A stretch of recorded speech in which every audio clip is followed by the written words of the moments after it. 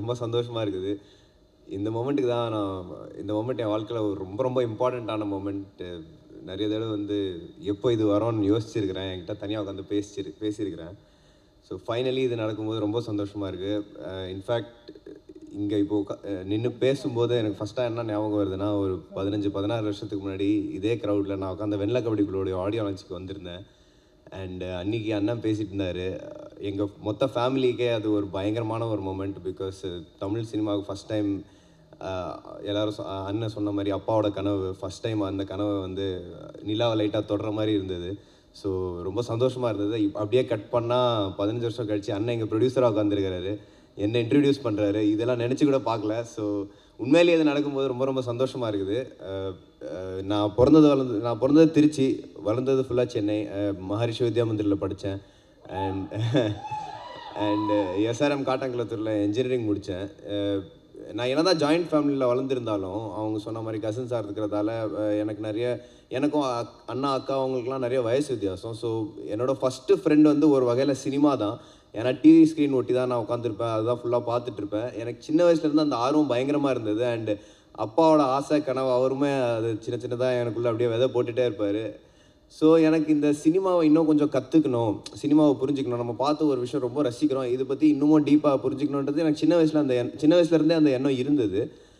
And college முடிச்சுட்டு கரெக்டாக முருகதாஸ் சார்கிட்ட எனக்கு அப்படி கற்றுக்கிற ஒரு ஆப்பர்ச்சுனிட்டி கிடைக்கும்போது நான் வந்து அந்த ஆப்பர்ச்சுனிட்டியை 2 கையை விரித்து எடுத்துட்டேன். பிகாஸ் ரொம்ப நாளாக எனக்கு அதை எக்ஸ்ப்ளோர் பண்ணணுன்னு இருந்தது. ஸோ காலேஜ் முடிச்சுட்டு க்ரியேட்டிவாக நான் நிறைய விஷயங்கள் முருகதாஸ் சார்கிட்ட ஒரு 1.5 இயர் கிட்டத்தட்ட ஒர்க் பண்ணி அசிஸ்டன்ட் டைரக்டராக நிறைய விஷயங்கள் கற்றுக்கிட்டேன். ஒரு படத்தை எப்படி எடுப்பாங்க, க்ரியேட்டிவ் ஆஸ்பெக்ட்ஸ் பற்றி நான் நிறைய புரிஞ்சுக்கிட்டேன். அண்டு அந்த ப்ராசஸ் பார்க்கும்போது அந்த ப்ராசஸை ஒரு மாதிரி லவ் பண்ண ஆரம்பிச்சிட்டேன்.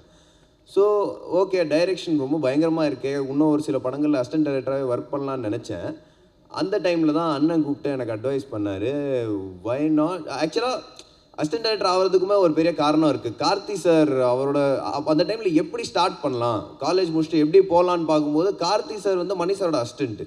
ஸோ அந்த ரூட் எடுத்தால் எப்படி இருக்கும் அது நினச்சி தான் ஓகே ட்ரை பண்ணலாம் அப்படி இப்படின்னு அந்த ஆப்பர்ச்சுனிட்டி கிடைக்கும்போது நான் வந்து ஃபுல்லாக இறங்கிட்டு அதே ரூட்டில் போவோம், லைட்டாக கற்றுக்கிட்டே உள்ளே வரோன்றதுக்காக ஃபுல்லாக கற்றுக்கினேன் க்ரியேட்டிவ் ஆஸ்பெக்ட்ஸ். ஆனால் அது கற்றுக்கினதுக்கப்புறம் அண்ணன் வந்து ஓகே ஒரு நாள் கூப்பிட்டார். நான் அடுத்தடுத்த படமும் அசிஸ்டன்ட் டைரக்டராக ஒர்க் பண்ணலான்னு நினச்சேன். அப்போது அண்ணன் கூப்பிட்டு நீ இதெல்லாம் பண்ணுறது வந்து ஆக்டர் ஆகணுன்றது தானே உன்னோட ஆசை, அதுக்காக தானே இதெல்லாம் கற்றுக்கிற. ஸோ நீ க்ரியேட்டிவ் ஆஸ்பெக்ட்ஸ் ஒரு லைட்டாக பார்த்துட்டேன். பட் ஆக்டராக இருக்கிறதுக்காக ஃபிலிம் இண்டஸ்ட்ரின்ற அந்த வார்த்தை வரும்போது ஃபைனான்ஸுங்கிறதோ ரொம்ப முக்கியம்.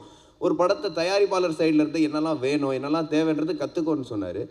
எனக்கு அப்போது பயங்கரமாக இன்ட்ரெஸ்ட் இருந்தது. ஸோ ஓகே, எனக்கு டைரெக்ஷனில் இன்ட்ரெஸ்ட் இருக்குது, நான் நல்லா ஆக்டிங்கில் எனக்கு இன்ட்ரெஸ்ட் இருக்குது, ப்ரொடக்ஷன் நமக்கு எதுக்குன்னு எனக்கு அப்போ பெருசாக புரியல. பட் நான் ஒர்க் பண்ணேன். பிகாஸ் அவர் சொல்கிறாருன்னா ஏதோ ஒரு எக்ஸ்பீரியன்ஸோடு தான் சொல்கிறாரு. அண்டு அந்த டைமில் வந்து எனக்கும் அண்ணனுக்கும் ஒரு ப்ரொஃபஷனல் ரிலேஷன்ஷிப் ஸ்டார்ட் ஆச்சு. அது வரைக்கும் அவர் எனக்கு அண்ணனாக மட்டும்தான் இருந்தார். அதுக்கப்புறம் ஒரு ப்ரொஃபஷனல் ரிலேஷன்ஷிப் எங்களுக்குள்ளே ஸ்டார்ட் ஆச்சு. அண்ட் அது ரொம்ப சந்தோஷமாக இருந்தது. திடீர்னு நான் ஏதாவது ஒரு விஷயம் சொன்னால் அவர் சீரியஸாக அது காது கொடுத்து கேட்பார். எனக்கு அது ரொம்ப பிடிச்சிருந்தது. அண்டு அந்த ப்ராசஸில் ஒரு ஓகே கொஞ்சம் ஒரு 2 படத்தில் எஃப்ஐஆர் படத்துலையோ கட்டா குஸ்தி படத்துலையோ ப்ரொடக்ஷனில் ஃபுல்லாக வேலை பார்த்துட்டு அந்த டைமில் தான் எங்கள் ப்ரொடக்ஷனை கொஞ்சம் கொஞ்சமாக டெவலப் ஆகிட்டு இருக்கிற நேரத்தில் நிறைய கதைகள் வரும்போது அண்ணன்ட்ட இப்படி ஒரு கதை இருந்தது.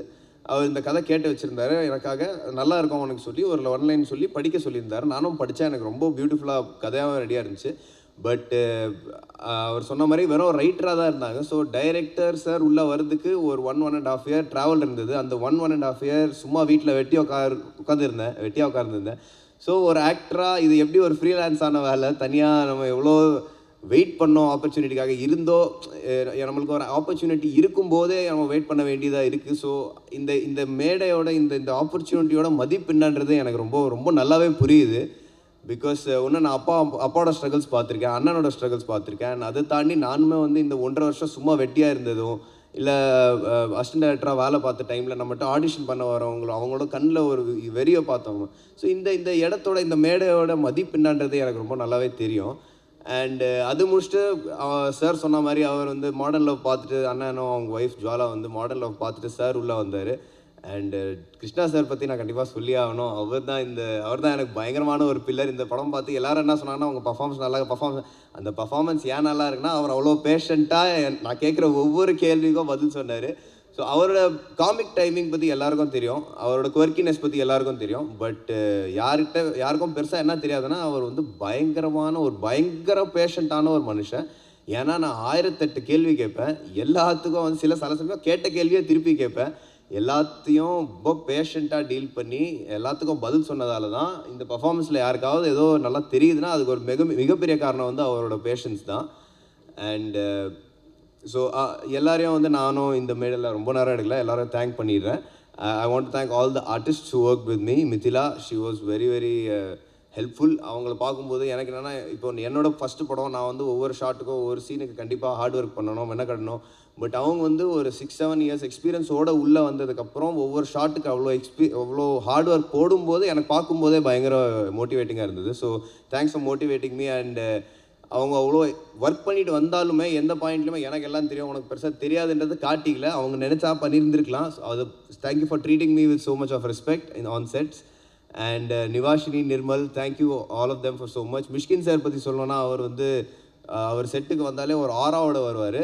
பட் ஹீ நோஸ் தட் அவர் அந்த ஆராவோட வராரு. அந்த ஆரா வந்து செட்டை டிஸ்டர்ப் பண்ணிடக்கூடாதுன்றதுக்காகவே ஒரு மாதிரி எல்லாரையும் கம்ஃபர்டபுள் ஆக்கிடுவார், which is one very beautiful thing about him. And இந்த படத்தில் நிறைய ஆர்டிஸ்ட்ஸ் பார்த்துருக்குறாங்க. நீங்கள் பார்த்த மாதிரி விஜய் சாரதி சார் அண்ட் கஸ்தூரி மேடனோட பேரண்ட்ஸ் ரோல் பண்ணியிருக்கிறாங்க. அண்ட் அஞ்சு குரியன் மேடம் படத்தில் இருக்காங்க, அண்ணா பண்ணியிருக்கிறாரு ஒரு சூப்பரான கேரக்டர். ஸோ எல்லாருக்கும் என்னோட ரொம்ப நன்றி. Thank you for working in this film, thank you for making this experience good for me. And technicians பற்றி நான் பேசணுன்னா, ஹரிஷ் சார் வந்து ஹீஸ் அ கிரேட் டிஓபி. இந்த படத்தோட ஒரு ஸ்ட்ரென்த், ஒரு பில்லர்னே சொல்லலாம். பயங்கரமாக என்னை ஹெல்ப் பண்ணார். அண்ட் என்னை வந்து அழகாக காட்டினதுக்கு ரொம்ப தேங்க்ஸ் சார். வாங்கங்க. அண்டு ஸோ அவர் வந்து பேசவே மாட்டாருங்க. நான் மேக்ஸிமம் ஃபுல் படத்துலேயே அவரோட மேக்ஸிமம் இன்ட்ராக்ஷன் ஆனால் Rudra front, Rudra back, Rudra right, left, அவ்வளோதான் பேசுவார். அதனாலவே அவர் என்றைக்காவது ஒரு நாள் வந்து ருத்ரா இன்றைக்கி உங்கள் பர்ஃபார்மன்ஸ் நல்லா இருந்தது அப்படின்னு சொல்லிட்டாருன்னா எனக்கு அந்த வாரம் ஃபுல்லாக நான் ஹாப்பியாக இருப்பேன். So thank you so much sir. ஒரு பியூட்டிஃபுல்லான மனுஷன். And thanks to my editor, he is become a very very close friend of mind. ரொம்ப நானும் அவரும் நிறைய படத்தை பற்றி டிஸ்கஸ் பண்ணுவோம், பேசுவோம். ஆர்சி பிரணவ், நீங்கள் கிளிம்ஸ் பார்த்துருப்பீங்க, எவ்வளோ சூப்பராக சக்குன்னு எடிட் பண்ணியிருந்தார். So thank you so much for helping me with the process. நான் அவர்கிட்ட நிறைய டிஸ்கஸ் பண்ணுவேன், ஏன்னா அவர் நிறைய எடிட்ஸ் பார்த்துட்டு கேட்பேன், கரெக்டாக இருந்ததா, பண்ணிட்டானா, ஓரளவு வேறு ஏதாவது பண்ணலாமான்ட்டு. ஸோ அண்ட் தேங்க்ஃபுல்லி அவரும் வந்து லேட் நைட், அவருக்கும் தூங்குற பழக்கம் கிடையாது, நைட்டு ஃபுல்லாக பேசிகிட்டு இருப்போம். And thanks to obviously man of the R Jen Martin brother. I think he is a powerhouse of talent. அவரோட பேக்ரவுண்ட் மியூசிக்ஸ்க்கெலாம் நான் ஒரு பெரிய ஃபேன். அவர் வந்து நான் ஸ்டூடியோக்கு ஒன்ஸ் போகும்போது அவர் ஆல்ரெடி பண்ணியிருந்த பாடல்கள், இந்த படத்தில் வராத பாடல்கள் கூட சும்மா போட்டு காட்டினார். அந்த பாடல்கள் கேட்கும்போது எனக்கு அப்போ தான் எனக்கு புரிஞ்சது how much of talent he has and how much more he has to give to Tamil cinema. So waiting for more and more of your work, brother. Thank you so much for putting such a great music for my film, and I'm looking forward to see more and more of you. And I think everyone who has worked on this film, every single technician, if I have left anyone, I'm sorry, but thank you so much for working. And கடைசியாக வந்து நான் இது மட்டும் சொல்லிக்கிறேன், என் biggest thanks to my family, my parents and my friends. என் அப்பா வந்து அடிக்கடி எனக்கு எப்போ கோவம் வந்தாலும் அப்பா அம்மாட்ட நான் கேட்குற கேள்வி வந்து, யாரை கேட்டு என்னை இந்த உலகத்தில் கொண்டு வந்தீங்கன்னு கேட்பேன்.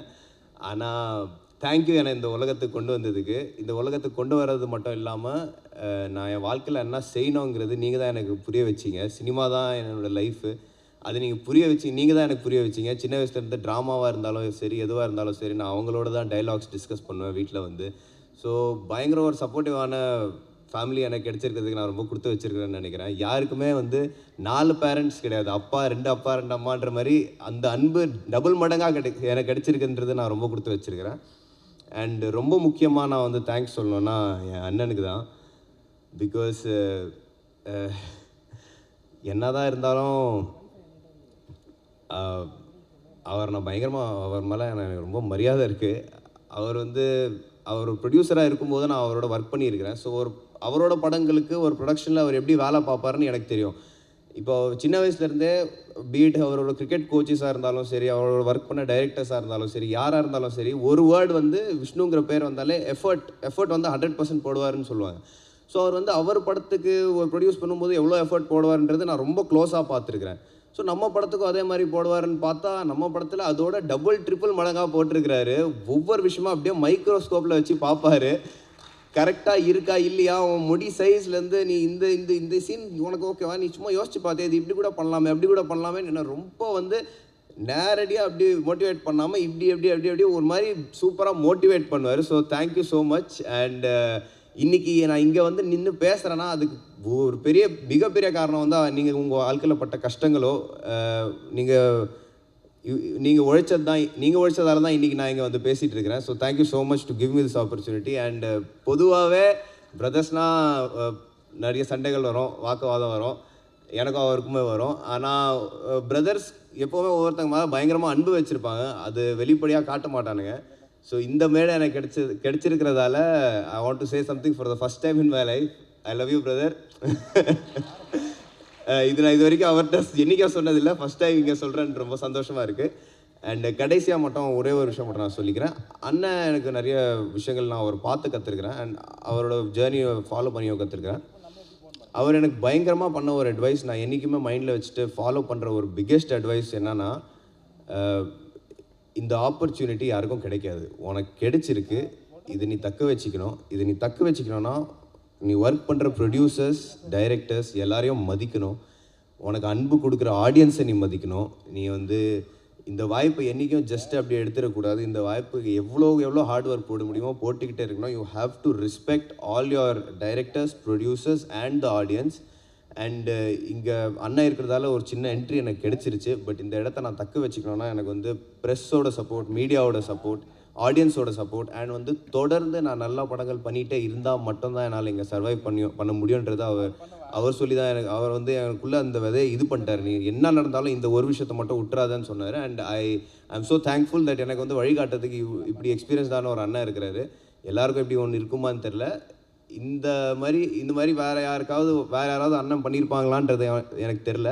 So thank you so much. And thank you to all the guests, all the producers and directors who came here to support me and the film. Thank you so much.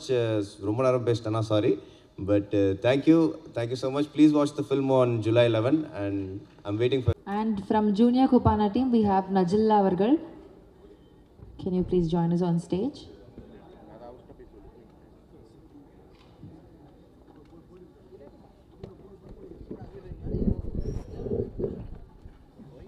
From Rise and Shine Talents, we have Satish. Please join us on stage, along with our PRO, Suresh Chandra avargal. And Mr. Charan from Rise and Roar Media. We also invite Mr. Sid onto the stage.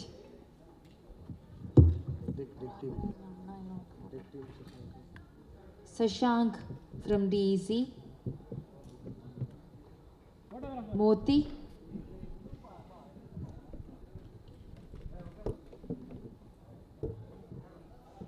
Bala.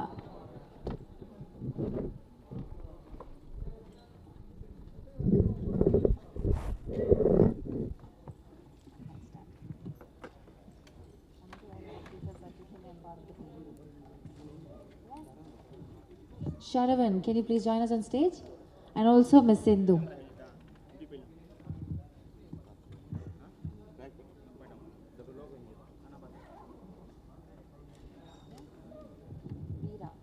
Mr. Veera, please can you join us on stage?